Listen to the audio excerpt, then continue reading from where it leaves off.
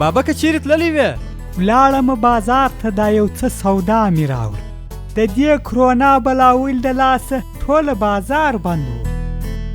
در کرونا پورې دې را په یاد کړه بابکه. برایي ماښام ډاکټر صاحب راغلی و. ول تاسې د کرونا څخه د مخنیوي په خاطر باید هر ګړی د 20 ثانیو دپاره په صابون لاسونه پاک پرېمینځئ او د بدن د مقاومت د لوړېدو دپاره باید د دغسې سبزیجاتو او ویټامین سي لرونکو خوړو څخه استفاده وکړئ.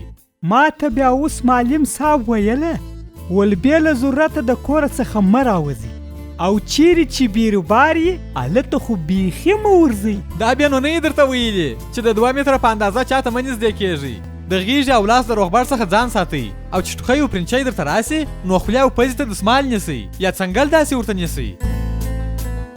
څومره ښې خبرې یې وکړلې.